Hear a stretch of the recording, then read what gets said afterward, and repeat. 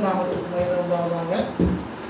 இந்த நாளிலேயும் தேவன் நம்மை கூட்டி சேர்த்து அவருடைய பரிசுத்த நாமத்தை பாடி ஆராதிக்கவும், துதிக்கவும், ஆராதனை செய்யவும், அவருடைய வார்த்தையை கேட்கவும் தேவன் அவர்களுக்கு வாய்ப்பு கொடுத்ததற்காக நான் கர்த்தருக்கு நன்றி செலுத்துகிறேன். இந்த நாளிலேயும் சுதந்திர தினத்தை நம்ம கொண்டாடி கொண்டிருக்கிறோம். சுதந்திர தினம் என்பது ஒரு சந்தோஷமான ஒரு நாள். நம்ம தேசத்துக்கு விடுதலை கிடைத்த ஒரு நாள். அது ஆகஸ்ட் 15 நம்ம கொண்டாடுகிறோம். இந்த நாளிலேயும் கூட சுதந்திரம் அல்லது விடுதலை என்றால் என்ன என்பதை குறித்து தான் இன்றைக்கு நாம் தியானிக்க போகிறோம்.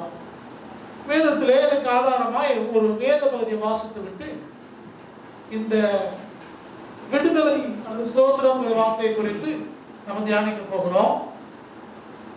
நீங்கள் வேத புஸ்தகத்தை எடுத்துக்கொள்ளுங்கள். புதிய ஏற்பாட்டிலே கலாத்திய நிருபத்திலே இருந்து நாம் தியானம் செய்ய போகிறோம். கலாத்தியர் 4ஆம் அதிகாரம் 28வது வசனம் முதல் 5ஆம் அதிகாரம் 1வது வசனம் வரை நான் உங்களுக்காய் வாசிக்கிறேன். சகோதரரே, நாம் ஈசாக்கில் போல வாக்குத்தத்தத்து பிள்ளைகளாய் இருக்கிறோம்.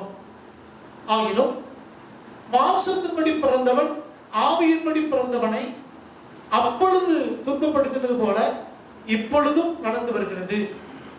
அதை குறித்து வேதம் என்ன சொல்கிறது? அடிமையானவளின் மகன் சுயாதீனம் உள்ளவருடைய குமாரனோட சுதந்திரவாளியாக இருப்பதில்லை. ஆகையால் அடிமையானவளையும் அவருடைய மகனையும் புறமே தள்ளு என்று சொல்கிறது. இப்படி இருக்க சகோதரரே, நாம் அடிமையானவர்களுக்கு பிள்ளைகளாயிராமல் சுயாதீனம் உள்ளவர்களுக்கே பிள்ளைகளாக இருக்கிறோம். ஆனபடியினாலே நீங்கள் மறுபடியும் அடிமைத்தனத்தின் நிகழ்த்துக்குட்படாமல் கிறிஸ்து நமக்கு உண்டாக்கின சுயாதீன நிலைமையிலே நிலை கொண்டிருங்கள். இது பரிசுத்த பவுலடியார் கலாத்திய சபைக்கு எழுதுகிறார். இங்கே ஆகாரின் குமாரனாகிய இஸ்மவேலையும் சாராளின் குமாரனாகிய ஈசாக்கையும் ஒப்பிட்டு பேசுகிறார். வாக்குத்தத்தத்தின் பிள்ளை அவன் ஆவியின்படி பிறந்தவன் என்று அவர் ஒப்பிட்டு பேசுகிறார். வாக்குத்தத்தத்தின் பிள்ளை ஆவியினாலே பிறந்தவர்கள் என்று அவர் பேசிக்கொண்டு வருகிறார். ஈசாக்கு வாக்குத்தத்தத்தின் பிள்ளை, நீங்களும் நானும் ஆவியின்படி பிறந்திருக்கிறோம். இந்த வாக்குத்தத்தத்தின் பிள்ளைகள் அல்லது இந்த ஆவியிலே பிறந்தவர்கள் தான் சுயாதீனர் என்று இவர் இங்கே பேசுகிறார். அடிமைகள் யாரு? ஆவியினாலே பிறக்காதவர்கள் அடிமைகள், வாக்குத்தத்தம் இல்லாதவர்கள் அடிமைகள் என்பது இந்த வேத வசனத்தை படிக்கும் போது நமக்கு தெரிகிறது. சரி, இன்றைக்கு நம்ம சுதந்திரத்தை கொண்டாடுகிற ஒரு காலகட்டத்தில் நம்ம இருக்கிறோம். இந்தியாவிற்கு சுதந்திரம் கிடைத்திருக்கிறது. ஆங்கிலேயரிடத்திலிருந்து 1947ஆம் ஆண்டு ஆகஸ்ட் மாதம் 15ஆம் தேதி நள்ளிரவிலே இந்தியாவுக்கு விடுதலை கிடைத்தது. யாரிடமிருந்து விடுதலை கிடைத்தது? ஆங்கிலேயரிடத்திலிருந்து விடுதலை கிடைத்தது. அதை பொதுவாய் நம்ம என்ன சொல்கிறோம் என்றால், அடிமைத்தனத்திலிருந்து எங்களுக்கு விடுதலை கிடைத்தது என்று சொல்லுகிறோம். என்ன அடிமைத்தனம்? அடுத்தவங்க சட்டம் ஏற்றினார்கள், நாம் அதற்கு கீழ்ப்படிந்தோம். அடுத்தவர்கள் வரி விதித்தார்கள், நாங்கள் வரி செலுத்தினோம். அடுத்தவர்கள் எங்களை தண்டித்தார்கள், கேள்வி கேட்க முடியவில்லை. எங்களுடைய தேசத்தினுடைய சொத்துக்களை, பொக்கிஷங்களை, எல்லா விதமான வளங்களை அவர் சுரண்டி அவர் தேசத்துக்கு கொண்டு போனார்கள். எங்களால் எதிர்க்க முடியவில்லை. ஆகவே எங்களுக்கு சுதந்திரம் வேண்டும் என்று நம்முடைய முற்பிதாக்கள் போராடினார்கள். அதிலிருந்து சுதந்திரமும் பெற்றார்கள். அப்போ சுதந்திரம் அல்லது சுயாதீனம் என்பது ஒரு அடிமைத்தனத்திலிருந்து விடுவிக்கப்படுவதுதான் சுதந்திரம். இந்த இடத்துல நான் ஒரு கருத்தை சுட்டிக்காட்ட விரும்புகிறேன். இந்தியாவின் சுதந்திரத்திலே அரும்பாடுபட்ட நம்முடைய முற்பிதாக்களிலே முக்கிய இடத்தை வைத்தவர்கள் ஆவிக்குரியவர்கள் என்பதை மறந்துவிடக்கூடாது. சரித்திரத்திலே பல காரியங்கள் மறைக்கப்பட்டிருக்கிறது. இந்திய சுதந்திரத்தை நீங்கள் எடுத்துக்கொண்டால் இந்தியாவிலே அங்கங்கே சில தனிநபர்கள் போராடி கொண்டிருந்த போது அவர்களெல்லாம் ஒற்றுமைப்படுத்தி ஒரே அமைப்பின் கீழாய் கொண்டு வந்தது காங்கிரஸ் பேரியக்கம். இந்த காங்கிரஸ் பேரியக்கம் 1885 ஆண்டு ஆரம்பிக்கப்பட்டது. இந்த காங்கிரஸ் பேரியக்கத்தை ஆரம்பித்தவர்கள் யார் என்றால், அன்றைக்கு மிஷனரிகளாய் வந்திருந்த ஏவோக்கியும் அன்னி பெசன்ட் அம்மையார் இவர்கள் தான் இந்த காங்கிரஸ் பேரியக்கத்தை துவக்கினவர்கள்.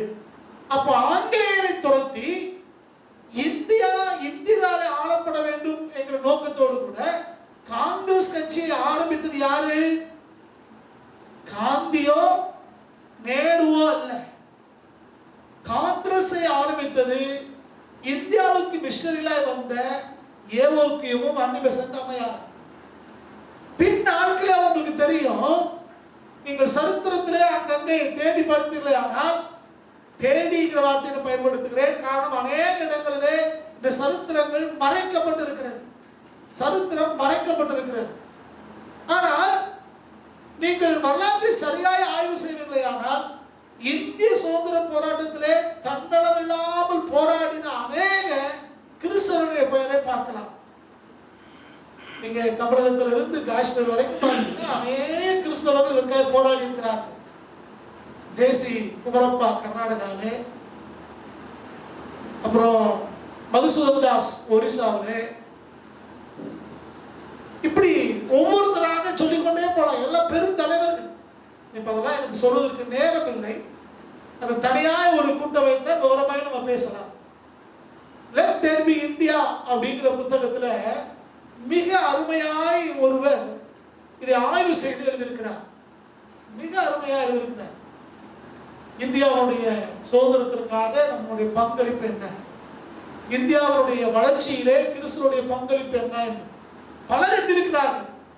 பலருடைய காரியங்களை வாசிக்கும் போது நமக்கு ஆச்சரியமா இருக்கிறது. அதெல்லாம் மறைக்கப்பட்டிருக்கிறது. சரி, அப்ப இந்தியாவுடைய சுதந்திரத்திற்கு கிறிஸ்தவனுடைய பங்கு அளப்பரியது. கிறிஸ்தவர்கள் என்பது யார்? இயேசு கிறிஸ்துவை தெய்வமாக ஏற்றுக்கொண்டு அவர் ரத்தத்தினாலே கழுவப்பட்டு பாவம் மன்னிக்கப்பட்டு அவருடைய ஆவியினாலே நடத்தப்படுகிறவர்கள். இந்த ஆவியிலே மறுபடியும் பிறந்து ஆவியினால் நடத்தப்படுகிறார்களே, இவர்கள் எப்பொழுதும் அடிமையாக இருக்க விரும்ப மாட்டார்கள். இவர்கள் சுயாதீனத்தை சுதந்திரத்தை விரும்புகிறவர்கள். அதைத்தான் இங்கே கலாத்தியருக்கு எழுதும்போது சொல்லுகிறார். ஈசாக்கை குறித்து சொல்லும் போது அவர் வாக்குத்தத்தத்தின் புத்திரன், அவர் ஆவிக்குரியவனுக்கு ஆவியிலே பிறந்தவனுக்கு ஒப்பிட்டு அவரை குறித்து பேசுகிறார். அவர்கள் சுயாதீனத்துக்குரியவர்கள் என்று அவர் பேசுகிறார். அப்ப இந்த சுயாதீனத்துக்குரியவர்கள், அந்த ஆவியுடைய பிறந்தவர்கள் அடிமையாக இருக்க விரும்ப மாட்டார்கள், விடுதலையை விரும்புவார்கள். அப்ப அன்றைக்கிலிருந்து இன்றைக்கு வரைக்கும் இந்தியாவிற்கு விடுதலை வேண்டும் என்று போராடின ஒரு கூட்டம், கிறிஸ்தவ பெருங்கூட்டம் இருந்தது. அதே போல இன்றைக்கும் ஒரு விடுதலை உங்களுக்கு எனக்கு தேவை என்று கிறிஸ்தவத்தை பின்பற்றுகிற அநேகருக்கு அறிவிக்கிறவர்கள் இருக்கிறார்கள். அன்றைக்கு ஆங்கிலேயரிடத்திலிருந்து நமக்கு விடுதலை கிடைத்தது. ஆனால் இன்னும் பல காரியத்திலிருந்து நமக்கு விடுதலை கிடைக்கவில்லை. பல காரியத்தில் விடுதலை கிடைக்கல. சோதரம் இன்றைக்கு குற்றங்கள் பெருகிக் கொண்டே இருக்கிறது, லஞ்சங்கள் பெருகிறது, அநீதி பெருகிறது, ஒற்றுமை இன்மை இருக்கிறது, ஏழைகள் எண்ணிக்கை கூடிக்கொண்டே போகிறது, சாப்பாட்டுக்கு வழியில அநேகம் இருக்காங்க. இதுக்கெல்லாம் காரணம் என்ன அப்படின்னு யோசித்து பார்த்தோம்னா, வேதம் சில ரகசியங்களை சொல்கிறது. அதிலிருந்து விடுதலை கிடைக்கும் போதுதான் தேசத்திலே சமாதானமும் சந்தோஷமும் தங்கும், தேசத்திலே விடுதலை தங்கும். சத்திய வேதம் சொல்கிறது, சிங்கமும் ஆட்டுக்குட்டியும் ஒரே இடத்திலே படுத்திருக்குமா, ஒரே இடத்திலே ஆகாரம் புசிக்குமா, ஒரே இடத்திலே தண்ணீரை குடிக்குமா, சிறு குழந்தை பாம்பு புற்றுக்குள்ளே கையில விட்டு விளையாடுமா, அப்படியெல்லாம் ஒரு தேசம் இருக்கிறது என்று வேதம் போதிக்கிறது.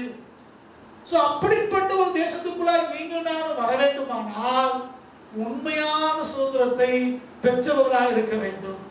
அப்படின்னா இன்னைக்கு பெற்ற சுதந்திரம் என்னது? இது வெறும் ஆட்சி அதிகாரத்தை மாத்திரம் ஆங்கிலேயரிடத்திலிருந்து விடுதலை கிடைத்திருக்கிறதே ஒழிய மற்ற காரியங்களிலே நாம் இன்னும் விடுதலை இல்லாதவர்களாக இருக்கிறோம்.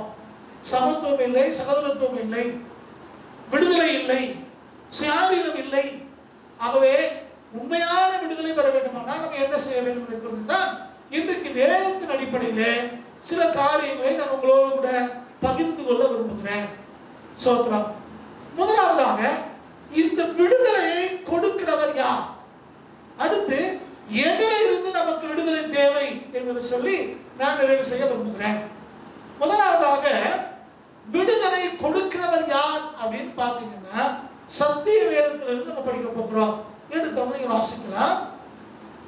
பரிசுத்த யோவான் எழுதின நற்செய்தி நூல் 8ஆம் அதிகாரம் 32வது வசனம். யோவான் 8:32. சத்தியத்தையும் அறிவீர்கள், சத்தியத்தையும் அறிவீர்கள், சத்தியம் உங்களை விடுதலையாக்கும், சத்தியம் உங்களை விடுதலையாக்கும் என்றார்.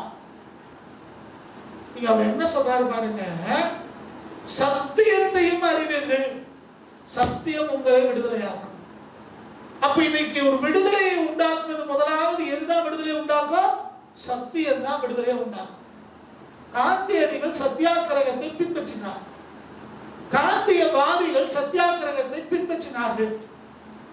சத்தியாகிரகம் என்பது அமைதியான வழியிலே போராடுகிற ஒரு போராட்டம், கத்தியின்றி ரத்தம் இன்றி போராடுகிற ஒரு போராட்டம் என்று நாம் அறிந்திருக்கிறோம். ஆனால் வேத புஸ்தகம் இங்கே சொல்கிறது, சத்தியத்தையும் அறிவீர்கள், சத்தியம் உங்களை விடுதலையாக்கும். வெறும் அமைதி வழியான போராட்டம் மாத்திரம், அகிம்சா என்று சொல்கிறோமே, அந்த அகிம்சை வழி போராட்டம் மாத்திரம் சத்தியம் அல்ல. அது சத்தியத்திலே ஒரு பகுதி, சின்ன பகுதி, அவ்வளவுதான். நம்முடைய தேசத்தினுடைய தேசப்பிதான் அழைக்கப்படுகிற காந்தியடிகள் மத்தேயு எழுதின சுவிசேஷம் 5ஆம் அதிகாரத்தை அவர் படித்தாராம். அங்கே அநேக பாக்கிவான்களை குறித்து எழுதியிருக்கிறது. அதன் பின்புதான் அவர் சத்தியாகிரகத்தை அவர் அபியாசப்படுத்தினார் என்று சரித்திரங்கள் சொல்லுகிறது. அவருக்கும் அந்த நாட்களில் சில மிஷனரிமார்களுக்கும் நெருங்கின தொடர்பு இருந்தது.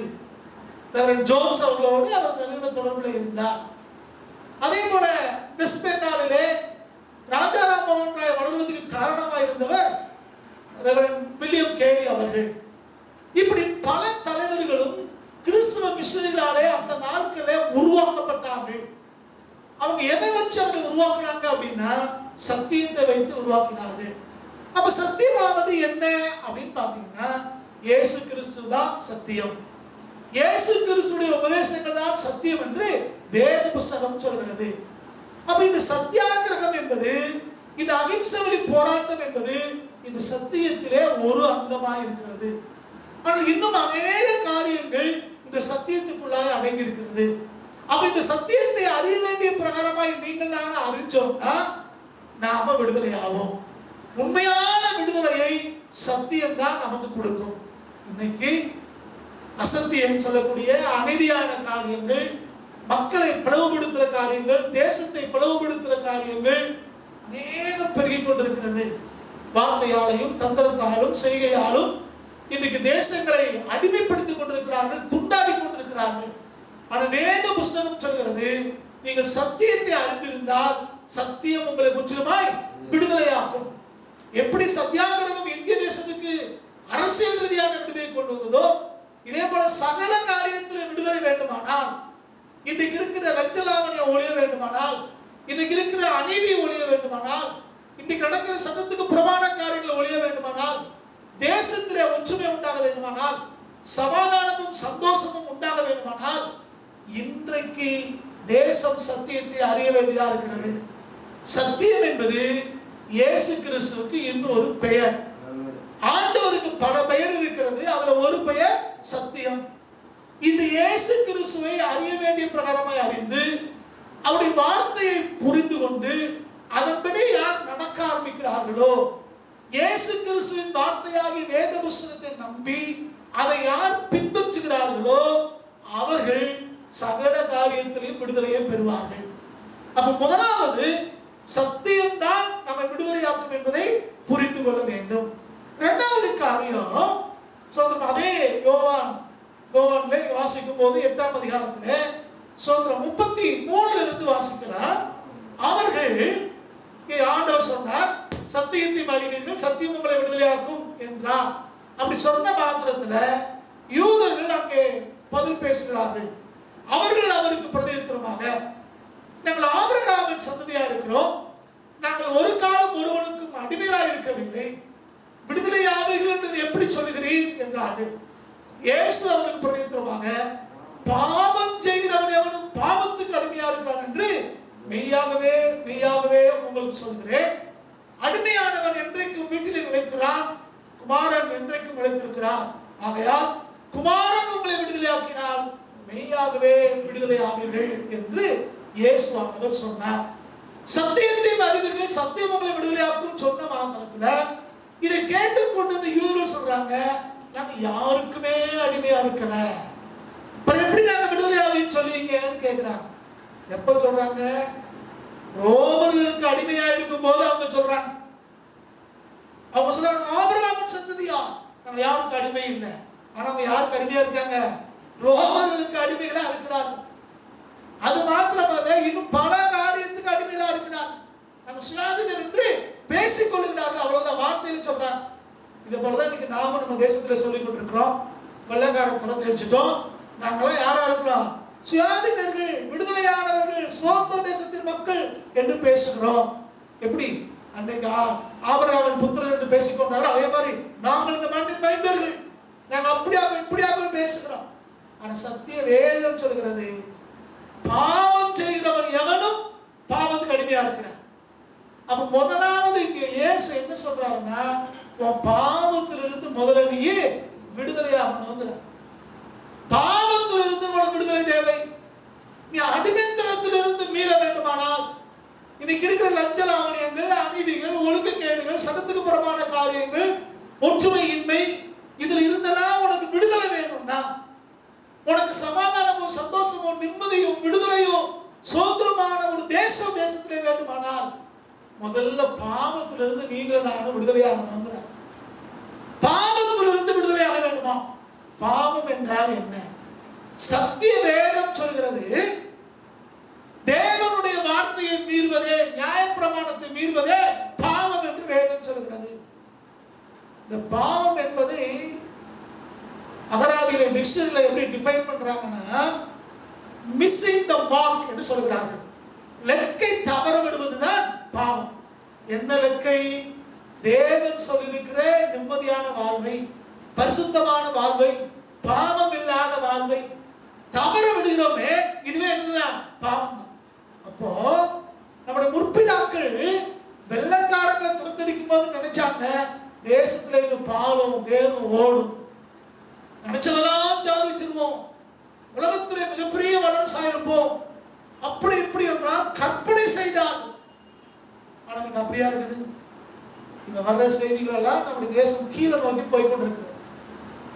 இன்றைக்கு காந்தியாரோ, நேருவோ, பாபு சிதம்பரனாரோ, பாரதியோ அல்லது வீரபாண்டிய கட்டபொம்மனோ, இப்படிப்பட்ட தலைவர்களா இன்றைக்கு இருந்திருந்தா அவங்க யோசிப்பாங்க, ஏன்டா வெள்ளைக்காரனை துரத்தி விட்டோம் அப்படின்னு.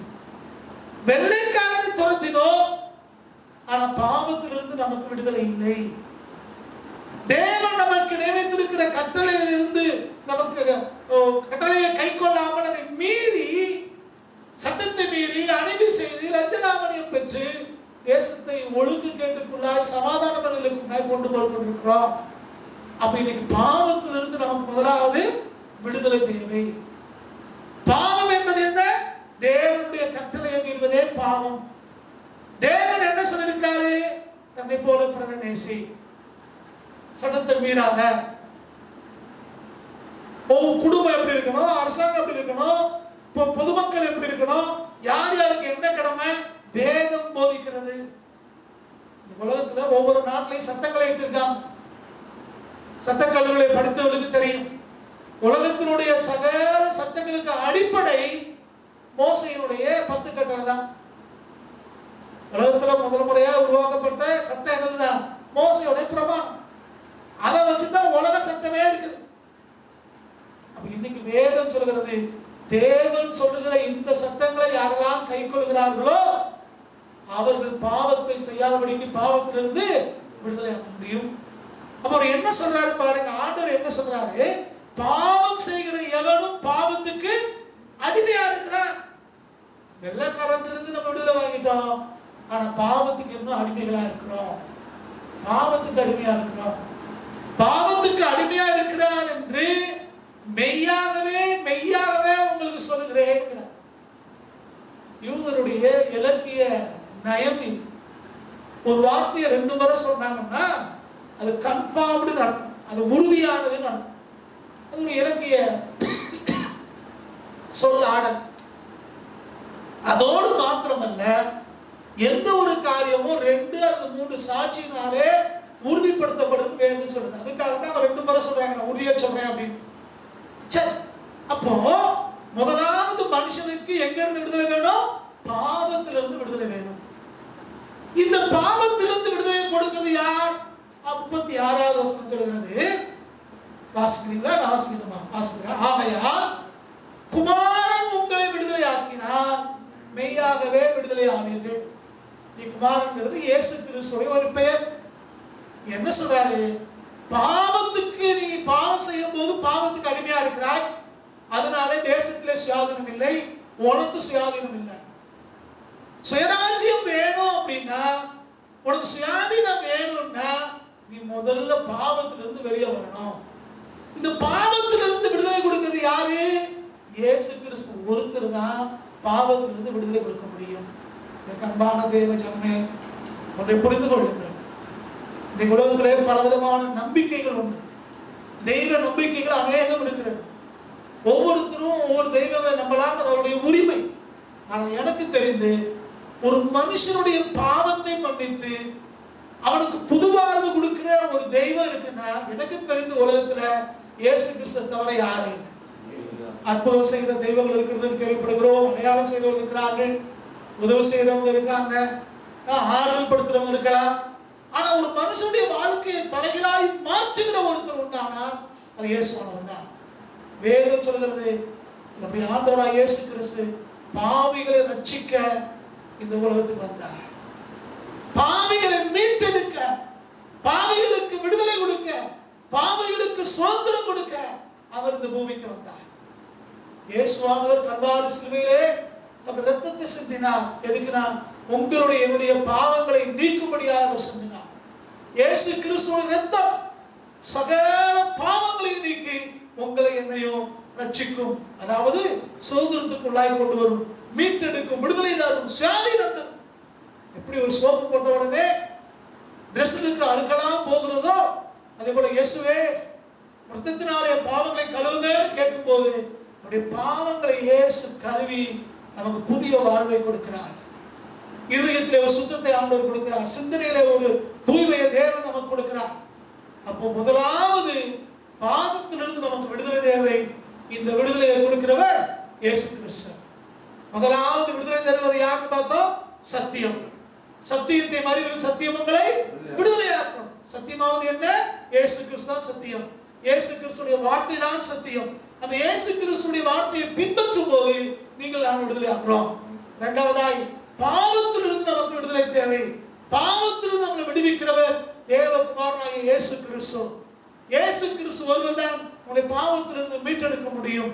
அவர் இந்த பூமியிலே பாவத்துக்கு பரிகாரியாக அவர் கல்வாரி சிலுவையிலே ரத்தம் சிந்தி நம்மளை மீட்டெடுத்திருக்கிறார். ஆகவே இரண்டாவது நமக்கு சுதந்திரம் கொடுக்கிறவர் ஆண்டவராகிய இயேசு கிறிஸ்து. மூன்றாவது சுதந்திரத்தை கொடுக்கிறவர் யார் என்றால் 2 கொரிந்தியர் 3ஆம் அதிகாரம் 17வது வசனத்தை நான் உங்களுக்காக வாசிக்கிறேன். 17, 18 கூட வாசிக்கிறேன். கர்த்தரே ஆவியானவர். கர்த்தருடைய ஆவி எங்கேயோ அங்கே விடுதலை உண்டு.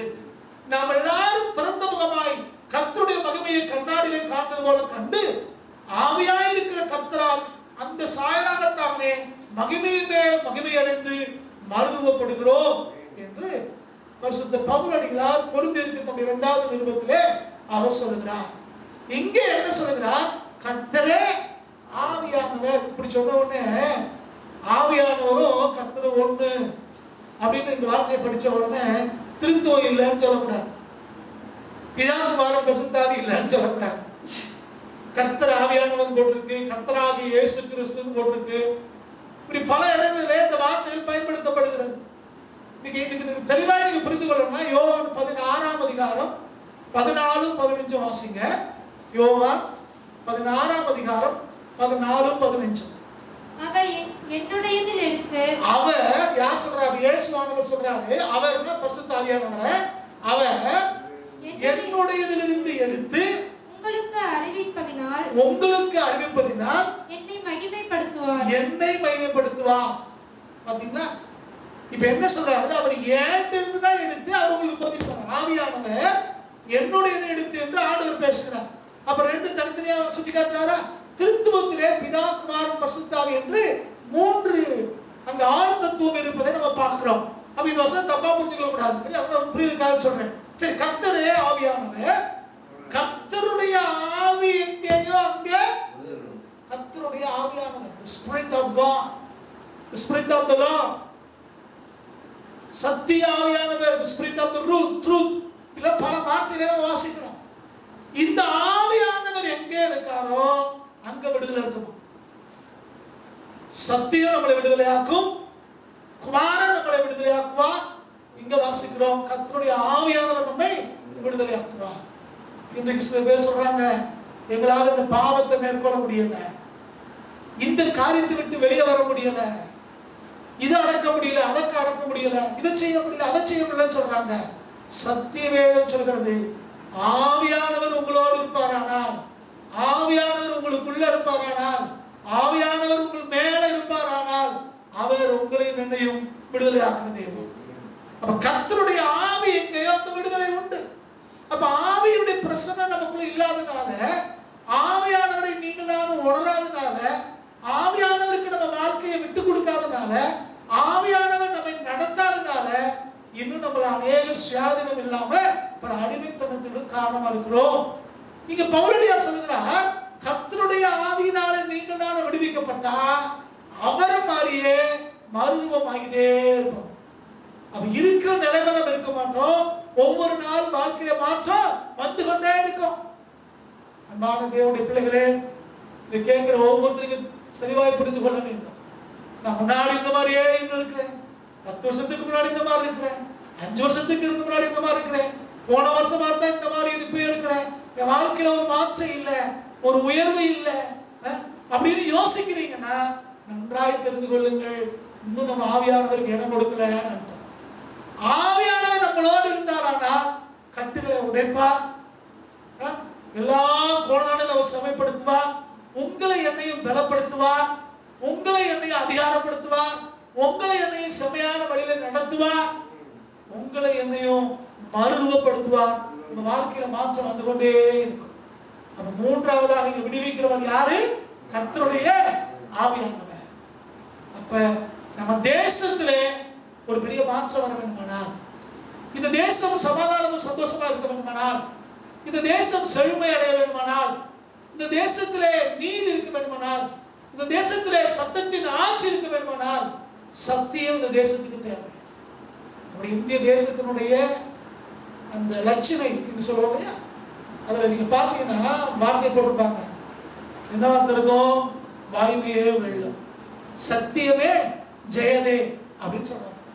சத்தியமே ஜெயதே, வாய்மையே வெல்லும், உண்மைதான் வெல்லும். சத்தியம் யாரு? இயேசு கிறிஸ்து. அதான் சத்தியமே ஜெயதே. அப்ப வாய்மை இங்க வந்து இயேசுக்கு ஒரு பேர். சத்தியமே ஜெயதேன்னு சொல்றோம், ஆனா தேசத்திலே சத்தியம் இல்லை, அநீதி பெருகிறது, அக்கிரமம் பெருகிறது, சட்டத்தின் ஆட்சி இல்லை, அதனால குழப்பமே. அப்ப சத்திய வேதம் இங்க உங்களுக்கு எனக்கு போதிக்கிற காரியம், சத்தியம் நமக்கு முதலாவது தேவை, இந்த தேசத்துக்கு தேவை, இயேசு கிறிஸ்து இந்த தேசத்துக்கு தேவை, தேவனுடைய ஆவியானவர் தேசத்துக்கு தேவை. இந்த மூன்றையும் சரியாக நம்ம புரிந்து கொள்வதையானால், மற்றவர்களுக்கு போதிப்பவையானால், இந்த தேசம் உண்மையான விடுதலை நோக்கி நகர ஆரம்பிக்கும். அரசியல் ரீதியான விடுதலையை பெற்ற நாம சகல விதத்திலையும் விடுதலையை பெற முடியும். பல நாடுகள், குட்டி குட்டி நாடுகள், மக்கள் தொகை ரொம்ப குறைஞ்ச நாடு கூட நீங்க சமாதானமான ஒரு வாழ்க்கையை வாழ்றாங்க. சில நாடுகள்ல ராணுவமே கிடையாது, சில நாடுகள்ல போலீஸை தேடித்தான் கண்டுபிடிக்க வேண்டியதா இருக்கிறது. காரணம் என்ன அப்படின்னு பார்த்தோம்னா, அவர்கள் இயேசு கிறிஸ்துவுக்கு முக்கியத்துவம் கொடுத்திருக்கிறார். இயேசு கிறிஸ்துவுக்கு முக்கியத்துவம் கொடுத்திருக்கிறார். நான் முதல் முறையாய் கொரிய தேசத்துக்கு போனப்ப போலீஸை பார்க்கணும்னு தெரு தெருவா அலைஞ்சேன். கடைசியா ஒரு போலீஸ் ஸ்டேஷன்ல போய் பார்த்து அவரோட போட்டோ எடுத்துட்டேன். போலீஸை பார்த்தேன் அப்படின்னு. அப்பதான் அவர் கேட்கிறேன், இங்க அவ்வளவா ஸ்டேஷன்லாம் இங்க கிடையாது, அங்கங்க இருக்கும், எனக்கு குற்றங்கள் குறைவுனால இங்க ஸ்டேஷனுக்கு அதிகம் இல்லை, போலீஸ் ஸ்டேஷன் அதிகம் இல்லை. நிறைய தேசங்களை சொல்ல முடியும்.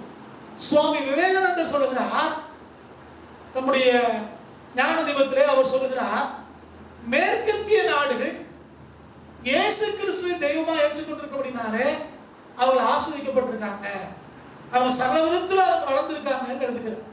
அவர் சொன்ன இந்த வார்த்தை சரியாய் அப்படியே என்னால சொல்ல முடியல, கொஞ்சம் மறந்து விட்டது. அவர் சொல்லுகிறார், மேற்கத்திய நாடுகள் இயேசு கிறிஸ்து ஏற்றுக்கொண்டபடினாலே அந்த இயேசு கிறிஸ்து அவர்களை வாழ்வித்து உயர்த்துகிறார் என்று நம்ம தேசத்து வீர துறவி சுவாமி விவேகானந்தர் சொல்லுகிறார். அப்ப இன்னைக்கு நீங்கள் சிலவை புரிந்து கொள்ள வேண்டும். இயேசு கிறிஸ்துவை அவருடைய சத்தியத்தை புரிந்து அவருடைய ஆவலம் நடத்தும்படி தேசத்திலே ஒரு ஆளுகை இருக்குமானால் தேசம் உண்மையான விடுதலையை பெறும். அப்ப விடுவிக்கிறவர் சத்தியம், சத்திய ஆவியானவர் குமாரனாகிய கிறிஸ்து தான் சத்தியத்தினுடைய விடுதலைக்கான, தேசத்தின் விடுதலைக்கு மூல காரணம். மூன்றாவது, எதிலிருந்து நாம் விடுதலை தேவை? நம்ம ஏற்கனவே பார்த்தா முதலாவது பாவத்திலிருந்து விடுதலை தேவை. அது முதலாவது பார்த்தோம். பாவம் செய்கிறவனும் பாவத்துக்கு அடிமையா இருக்கிறான் அப்படின்னு பார்த்தோம். பரிசுத்த பவுலடியா ரோமபுரியாருக்கு எழுதிய கடிதம் 6ஆம் அதிகாரம் 18, 22, 23 வசனங்களை வாசிக்கும் போது அவர் அதை இன்னும் அதிகமாக தெளிவுபடுத்துகிறார். நான் வாசிக்கிறேன். ரோமர் 6ஆம் அதிகாரம் 18, 22, 23 வசனங்கள். பாவத்தினின்று நீங்கள் விடுதலையாக்கப்பட்டு நீதிக்கு அடிமைகளானீர்கள். இப்பொழுது நீங்கள் பாவத்தினின்று விடுதலையாக்கப்பட்டு தேவனுக்கு அடிமைகள் ஆனதினால் பரிசுத்தமாகுதல் உங்களுக்கு கிடைக்கும் பலன், முடிவோ நித்திய ஜீவன். பாவத்தின் சம்பளம் மரணம், தேவனுடைய கிருபை வரமோ நம்முடைய கர்த்தராகிய இயேசு கிறிஸ்துவால் உண்டான நித்திய ஜீவன் என்று சொல்கிறார். அப்ப பாவத்திலிருந்து நீங்கள் நானும் விடுவிக்கப்பட வேண்டும். அதுதான் முதல் காரியம். அடுத்து சொல்றாரு, நீங்க நீதிக்கு அடிமையாகுங்க, ஆண்டவருக்கு அடிமையாகுங்கிறார். இதுக்கு என்ன அர்த்தம் அப்படின்னா, திரும்பவும் அதே மாதிரி அடிமைன்னு அர்த்தம் இல்லை. கிறிஸ்துவுக்கு அடிமை என்பது அதுதான் உலகத்திலே மிகப்பெரிய சுயாதீனம். அது என்ன அப்படின்னா, உலகத்திலிருந்து விடுவிக்கப்பட்டு வேதம் போதிக்கிற சத்தியத்தின்படி நடக்க சொல்லி அவர் ஆலோசனை சொல்கிறார். அப்ப பாவத்திலிருந்து நீங்கள் முதலாவது விடுவிக்கப்பட வேண்டும். பாவத்தின் சம்பளம் மரணம். மரணம் என்று சொல்வது இது வெறும் சரீர மரணத்தை பேசவில்லை. இரண்டாவது மரணம் என்று வேதம் சொல்கிற எரிகிற அக்கினி கடலை குறித்து பேசுகிறது. நியாய தீர்ப்புக்கு பின்பாக பூமியில பிறந்த ஒவ்வொரு மனுஷனும் ஒரு நாளில் இயேசு கிறிஸ்துவின் சிங்காசனத்துக்கு முன்பாக நிற்க வேண்டும். அவன் செய்த பாவத்திற்கு ஏற்ற விதத்திலே, அது பாவம் மன்னிக்கப்பட்டிருக்குமானால் அதற்கு ஏற்ற விதத்திலே அவருக்கு தீர்ப்பு இருக்கும். பாவம் செய்கிற ஆத்மா சாகும், பாவத்தின் சம்பளம் மரணம் என்று வேதம் சொல்கிறது. அப்ப இந்த பூமியிலே நம்முடைய சரீர மரணத்துக்கு பின்னால அல்லது அதுக்கு முன்பு இயேசு கிறிஸ்து வந்து விடுவார் என்றால் நியாய தீர்ப்புக்குள்ள ஒரு நாளை நீங்கள் நானும் கடந்து போக வேண்டியதா இருக்கும். அன்றைக்கு தேவன் நியாயம் தீர்ப்பார், அவருடைய செய்கித்தக்க பலன் அவர்களுக்கு உண்டாகும். அப்ப இந்த பாவத்துக்குள்ளாக ஒரு வாழ்வு இருந்தால் அவங்க எரி நரகத்துக்கு அக்கினி கடலுக்கு போக வேண்டியதா இருக்கும். ஆனா பாவத்திலிருந்து இயேசு கிறிஸ்துவினாலே ஒரு மீட்கப்பட்டிருந்தால் அவருக்கு நித்திய ஜீவன், அழிவில்லாத ஒரு வாழ்வை நித்தியத்திலே தேவன் வைத்திருக்கிறார். அப்ப முதலாவது விடுதலை நமக்கு பாவத்திலிருந்து நமக்கு விடுதலை தேவை. இரண்டாவது விடுதலை இதே ரோமருக்கு எழுதிய நிருபத்திலே 7ஆம் அதிகாரம் 6வது வசனத்திலே அவர் சொல்லுகிறார். ரோமர் 7ஆம் அதிகாரம் 6வது வசனம், இப்பொழுதோ நாம் பழமையான எழுத்தின்படி அல்ல புதுமையான ஆவியின்படி ஊழியம் செய்யத்தக்கதாக நம்மை கட்டி இருந்த நியாய பிரமாணத்துக்கு நாம் மரித்தவர்களாகி அது நின்று விடுதலையாக்கப்பட்டிருக்கிறோம். பழைய ஏற்பாட்டு காலத்திலே ஒரு பிரமாணம் இருந்தது. அந்த பிரமாணத்தின்படி நம்ம கட்டுண்டவர்களாக இருந்தோம். ஆனா இயேசு கிறிஸ்து வந்து கல்வாரி சிலுவையிலே தன் ஜீவனை கொடுத்து முடிந்தது என்று அவர் சொன்னபோது எருசலேம் தேவாலயத்தினுடைய தரைச்சலை மேலிருந்து கீழே துவங்கின போது பழைய ஏற்பாட்டினுடைய உபதேசங்கள் ஒரு முடிவுக்குள்ளாக வந்தது. வாழ்வு முறைக்கு முடிவு வந்தது. உதாரணமா சொல்லணும் அப்படின்னா, பழைய ஏற்பாட்டு காலத்துல இயேசு கிறிஸ்துவை அல்லது தெய்வத்தை ஆராதிக்கணும்னா எருசலேம் தேவாலயத்துக்கு தான் போகணும். என்றைக்கு இயேசுவானவர் முடிந்ததுன்னு சொல்லி ஜீவனை விட்டாரோ அப்ப ஆலயத்துக்குள்ள தேவனுடைய மகிமை வெளியே வர ஆரம்பித்தது. ஆகவேதான் இன்னைக்கு எங்கும் தொழுது கொள்கிற ஒரு காலத்துக்குள்ளாய் நீங்கள் நானும் வந்திருக்கிறோம். அப்ப பழைய ஏற்பாட்டு பிரமாணங்கள் தேவன் உங்களை என்னையோ விடுவித்திருக்கிறார். பழைய ஏற்பாட்டு பிரமாணங்கள் வேற என்ன? எருசலேம் தேவாலயத்துக்கு போனது மாத்திரமல்ல, ஆடு மாடுகளை பலி செலுத்த வேண்டும். பாவம் போகணும்னா ஆடு மாடுகளை பலி செலுத்தணும். நீங்க அது தேவையில்லை. இயேசுவின் ரத்தத்தினால நீங்கள் நானும் கழுவப்பட்டிருக்கிறோம். இயேசு கிறிஸ்து தெய்வமாயிற்றுக் கொண்டு எல்லாரையும் அவர் தன் ரத்தத்தினால மீட்டுக் கொள்ளுகிறார். இப்படி பல காரியங்களை நம்ம வேதத்திலே நம்ம பார்க்க முடியும். அப்ப வந்து பழைய ஏற்பாட்டு பிரமாணங்களிலிருந்து தேவன் உங்களை என்னைய விடுதலையாக்கி இருக்கிறார். திருவிருந்த ஆராதனை சொல்லுவோம், ரத்தத்தை இயேசு கிறிஸ்துவை நினைக்கும் போது சொல்லுவோம், போஜனம் பண்ண பின்பு அவர் அந்தபடியே பாத்திரத்தையும் எடுத்து, இந்த பாத்திரம் என் ரத்தத்தினால் ஆகிய புதிய உடன்படிக்கையா இருக்கிறது. உடன்படிக்கைனா கவனன் என்று ஆங்கிலத்தில் சொல்லுகிறோம். ஏற்பாடு என்றாலும் கவனன் என்றுதான் பேர். அப்ப பழைய ஏற்பாடு புதிய ஏற்பாடுனா பழைய உடன்படிக்கை புதிய உடன்படிக்கை என்று பெயர். இது பழைய உடன்படிக்கையை காட்டிலும் மேலான உடன்படிக்கையை இயேசு கிறிஸ்து ரத்தத்தினாலே நீங்கள் அனுப்பப்பட்டிருக்கிறோம். எபிரேயர்களுக்காக நன்றி செலுத்துகிறேன், யூதர்களுக்காக நன்றி செலுத்துகிறேன். எபிரேய மொழி அறிவும் யூத கலாச்சாரத்தினுடைய தெளிவும் வேதத்தை நன்றாய் புரிந்து கொள்வதற்கு நமக்கு ஏதுவாக இருக்கும். உதாரணமாய் பண்டிகைகளை குறித்து படிக்கும் போது அது எல்லாம் இயேசுவை தான் குறிக்கிறது என்று நம்ம பார்க்கிறோம். அதற்காக நன்றி செலுத்துகிறேன். ஆனால் அதையெல்லாம் அப்படியே கொண்டாட வேண்டும் என்று தேவன் உங்களுக்கு எடுத்து சொல்லல. எல்லாம் கவனிக்கணும். பழைய ஏற்பாட்டுக்குள்ள திரும்பி போயிடக்கூடாது. பழைய ஏற்பாடு வந்து புதிய ஏற்பாட்டுக்கு நேராக நம்ம நடத்தி கொண்டிருக்கிறது. பழைய ஏற்பாட்டின் அடிப்படை உபதேசங்கள் நீங்களால் கை கொள்ள வேண்டும். ஆனால் பழைய ஏற்பாடு பிரமாணங்களுக்கு நீங்களான அடிமைகள் அல்ல. புதிய உடன்படிக்கையினாலே ஆண்டவர் உங்களை என்னையும் மீட்டெடுத்திருக்கிறார். பாவத்திலிருந்து நமக்கு விடுதலை தேவை. அதே போல பழைய வாழ்க்கையிலிருந்து பழைய ஏற்பாட்டு வாழ்க்கையிலிருந்து நமக்கு விடுதலை தேவையா இருக்கிறது. மூன்றாவதாக அதே பவுலடியா ரோமபுரியா இருக்கிற நிருபத்திலே 8ஆம் அதிகாரம் 2வது வசனத்தை வாசிக்கலாம். கிறிஸ்தியேசுவினாலே ஜீவனுடைய ஆவியின் பிரமாணம் எனக்கு பாவம் மரணம் என்பதின் பிரமாணத்திலிருந்து விடுதலையாக்கிட்டேன். இப்ப எதிலிருந்து விடுதலை ஆக்குறா? இயேசு கிறிஸ்துடைய ஆவியின் பிரமாணம் எதிலிருந்து விடுதலை ஆக்குறதுன்னா பாவத்தை குறித்து முதலே பார்த்துட்டோம். இரண்டாவது மரணத்திலிருந்து நம்மளை விடுதலை கொடுக்கிறது. நீங்க மரணம் என்று சொல்றது முதலே சொல்லிட்டேன். இது சரீர மரணத்தை குறித்து பேசவில்லை, இது இரண்டாவது மரணத்தை குறித்து பேசுகிறது. நியாய தீர்ப்பை குறித்து பேசுகிறது. அக்கினி கடலை கொண்டு போய் போறதை பத்தி பேசுகிறது.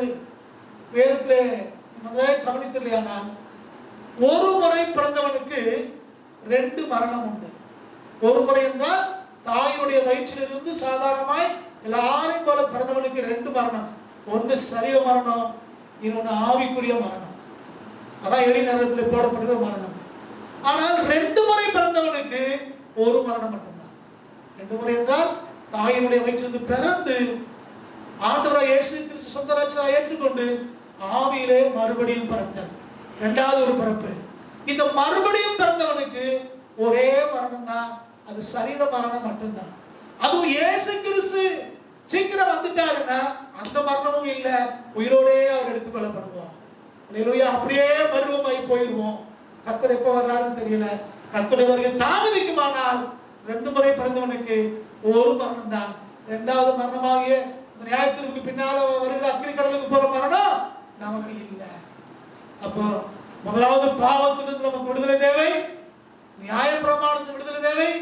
மூன்றாவதாய் அந்த எரிகிற அக்கினியிலிருந்து நமக்கு விடுதலை நமக்கு தேவை. 2வது மரணத்திலிருந்து விடுதலை தேவை. அதே பவுலுடைய கொலோசியருக்கு எழுதின நிருபம் 1ஆம் அதிகாரம் 13-14 வாசிங்க. நான் வாசிக்கிறேன். இருளின் அந்தகாரத்தில் நின்று நம்மை விடுதலையாக்கி, எதிலிருந்து விடுதலையாக்குறாரா? இருளின் அந்தகாரத்தில் நின்று நம்மை விடுதலையாக்கி தமது அன்பின் குமாரனுடைய ராஜ்யத்திற்கு உட்படுத்தினவருமாய் இருக்கிற பிதாவை ஸ்தோத்திரிக்கிறோம். அவருக்குள் அவருடைய ரத்தத்தினாலே பாவ மன்னிப்பாகிய மீட்பு நமக்கு உண்டாயிருக்கிறது. இருளின் அந்தகாரத்திலிருந்து நம்மை விடுதலையாக்க இருக்கிறார். இயேசு கிறிஸ்து ரத்தத்தினாலே கழுவப்பட்டிருக்கிற வரை, நீங்கள் நானும் ஆவியாருடைய சத்தத்தை கேட்கிற வரை, சத்திய வசனத்தை கை கொள்ளாத வரை இருளின் அதிகாரத்துக்குள்ளாக இருக்கிறோம். எது பாவம் எது நீதின்னு தெரியறது இல்லை. என்றைக்கு சத்தியத்தை நம்ப ஆரம்பித்தோமோ, என்றைக்கு ஆவியானவர் நமக்கு மறுவாழ்வை கொடுத்தாரோ, என்றைக்கு இயேசுவானவர் விடுதலை ஆக்குகிறாரோ, அப்போ இருளின் அதிகாரம் நம்முடைய வாழ்க்கையிலே இருக்கிறது இல்லை. ஜீவ ஒளியாகி இயேசு கிறிஸ்துவின் அதிகாரத்துக்குள்ளாய் நீங்கள் நானும் கடந்து வருகிறோம். அப்ப இருளின் அதிகாரத்திலிருந்து நமக்கு விடுதலை தேவை. அன்பான தேவ ஜனமே, நீங்க எப்படி இருக்கீங்கன்னு கொஞ்சம் யோசித்து பாருங்க. உலக பிரகாரமான பிசாசுடைய அதிகாரங்கள், அந்த சக்தியுடைய வல்லமை, இருளின் அதிகாரம் நமக்குள்ள இருக்குன்னா இன்னைக்கு ஆண்டவர்கிட்ட முறையிடணும். ஆண்டவரே, என்னை வெளிச்சத்தின் பிள்ளையாய் கொண்டு வாங்க, வெளிச்சத்துக்குள்ள கொண்டு வாங்க, கத்துட்டு கேட்கணும். கத்துறதான் நம்மளை மாற்ற முடியும். இன்னைக்கு இருக்கிற அந்தகார சக்தியிலிருந்து விடுதலை தேவன் தான் நம்மளை விடுவிக்க முடியும். நம்ம தேவனுடைய கரங்களில நம்ம விட்டு கொடுத்து அந்த விடுதலையை கேட்கணும். அடுத்ததாக எபிரேயர் நம்முடைய 2வது அதிகாரம் 15வது வசனத்திலே விதமாய் சொல்கிறார்.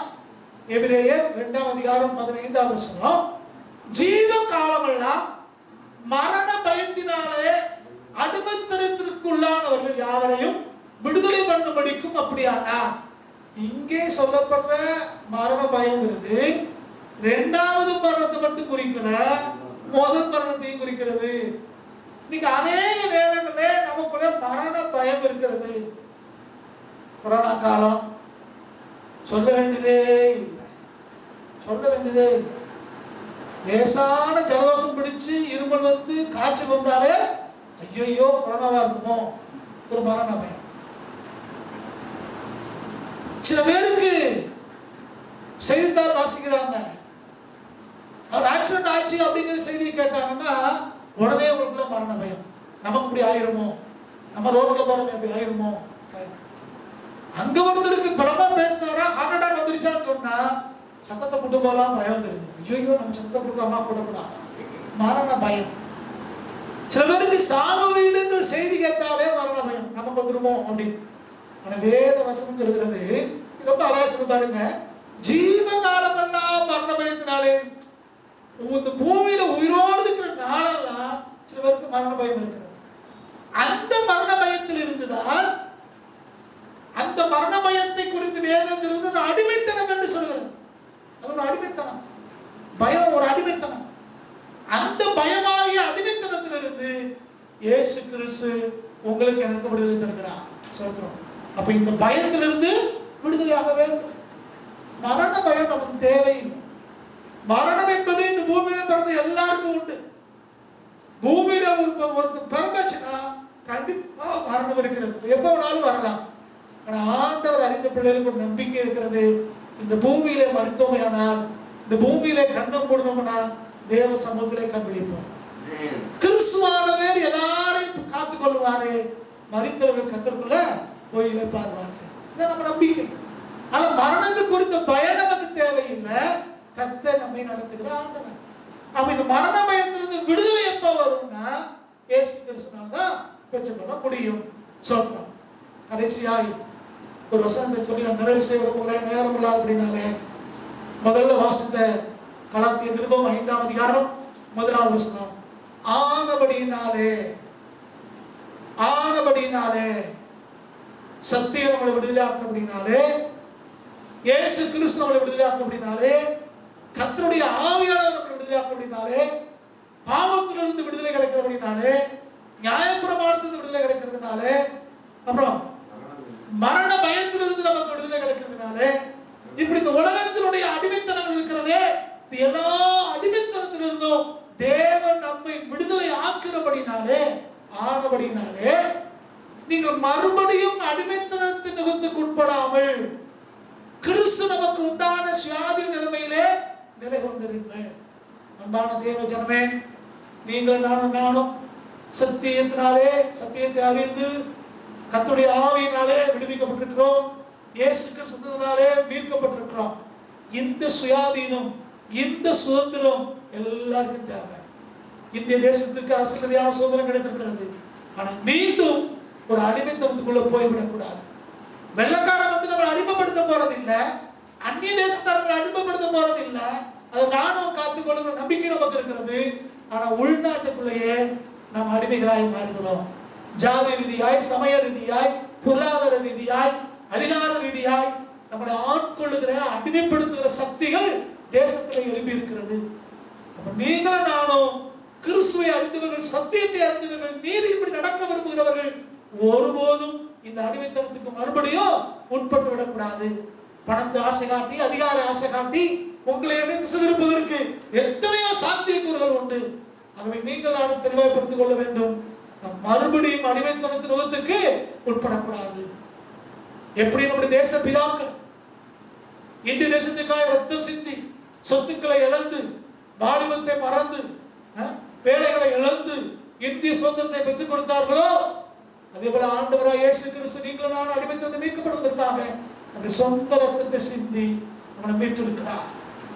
அப்போ நம்ம மீண்டும் நம்ம அடிமைத்தனத்துக்கு உட்படாமல் சுதந்திரவாளிகளாய் சுயாதீனத்திலே நிலைத்திருக்கும்படி சத்திய ஆவியானவர் உங்களுக்கு எனக்கு ஆலோசனை சொல்கிறார்.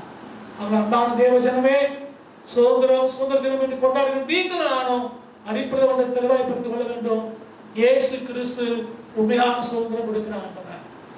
இயேசு கிறிஸ்து மாத்திரமே உண்மையான சுதந்திரத்தை கொடுப்பார். அரசியல் ரீதியான சுதந்திரத்தையும் அவர் கொடுக்கிறார், ஆவிக்குரிய சுதந்திரத்தையும் அவர் கொடுக்கிறார்.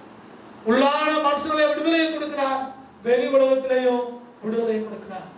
இயேசு கிறிஸ்து இந்த பூமியிலே மனுஷனாய் வந்து வாழ்ந்த போது அவரோடு இருந்த சீசர்களை சிலர், குறிப்பாக யூதாஸ் காரியத்து போன்றவர்கள், அவர் விடுதலை வேணும் விடுதலை வேணும்னு பேசிக்கிட்டே இருந்தாங்க.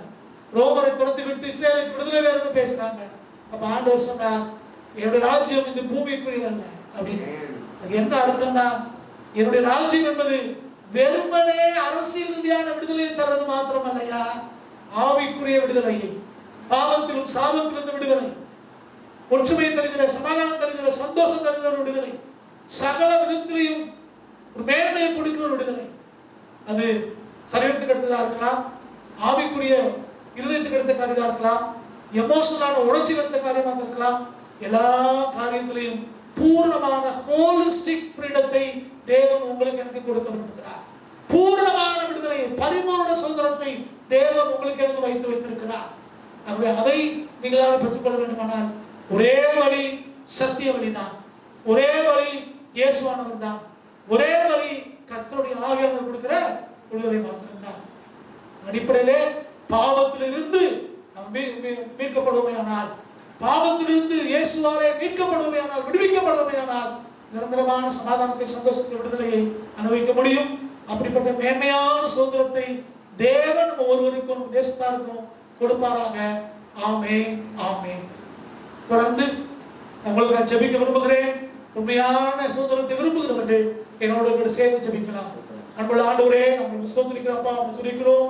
எங்க தேசத்துக்கு சுதந்திரத்தை கொடுத்த தெய்வம் ஆண்டவரே, எங்கள் ஒவ்வொருவருக்கும் சுதந்திரத்தை கொடுப்பீராக.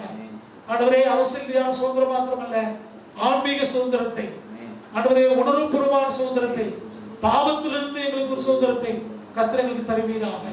இன்னைக்கு இருக்கிற எல்லா விதமான தரித்திரங்கள், வியாதிகள், வேதனைகள், கண்ணீர்கள், நெருக்கங்கள், போராட்டங்கள், பொறாமைகள், வன்முறைகள், அநீதிகள், ஒழுக்கக்கேடுகள், ஆண்டவரே, சகலத்தில் இருந்தோம் கர்த்தர் விடுதலை தேசத்துக்கு எங்களுக்கு தருவீராக.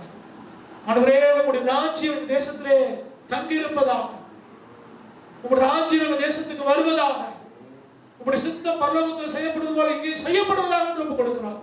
தொடர்ந்து நடத்துங்க, பெரிய காரியங்களை செய்யுங்க. எல்லா கணத்தையும் மகிமையும் துதிகளையும் உமக்கு நினைக்கிறோம். எங்கள் அருமை ரட்சகர் இயேசு கிறிஸ்து நாமத்தில் வேண்டிக் கொள்கிறோம் பிதாவே. நம்முடைய பிதாவாகிய தேவனுடைய அன்பும் ரட்சகராகிய இயேசு கிறிஸ்துவின் கிருபையும் பரிசுத்த ஆவியானவருடைய சமாதானம், சந்தோஷமும் கடைசி வரை கர்த்தருடைய வருகை வரை நம்மோடு தங்கியிருப்பதாக. என் ஆத்மாவே கர்த்தரை ஸ்தோத்திரி, முழுவதுமே நாமத்தை ஸ்தோத்திரி.